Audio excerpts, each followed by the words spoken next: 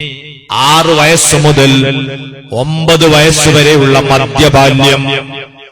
ഈ കാലഘട്ടം ഒരു പ്രത്യേകമായ കാലമാണ്. ജീവിതത്തിൽ ഏറ്റവും കൂടുതൽ ഓർമ്മയിൽ സൂക്ഷിക്കാൻ കഴിയുന്നത് മധ്യബാല്യകാലത്താണ്. ഈ കാലത്ത് ഒരു കുട്ടി എന്തെങ്കിലും കാണാതെ പഠിച്ചാൽ അത് ഒരിക്കലും മറന്നുപോകില്ല.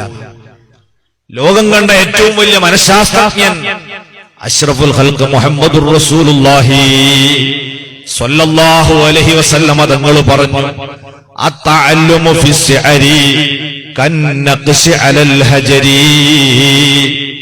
ഈ പ്രായത്തിൽ ഒരു കുട്ടി പഠിക്കുക എന്ന് പറഞ്ഞാൽ അത് കരിങ്കല്ലിൽ കൊത്തിവെച്ചതുപോലെയാണ്.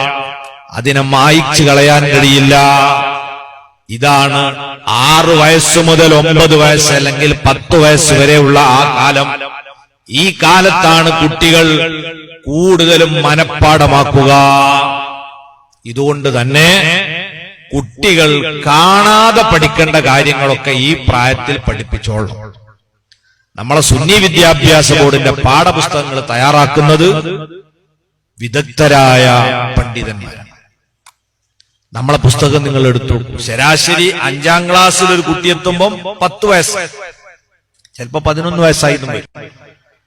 ഈ പ്രായത്തിന്റെ ഇടയിൽ അത്യാവശ്യം കാണാതെ പഠിക്കേണ്ടതൊക്കെ നമ്മളെ സിലബസിലുണ്ട്. യാസീൻ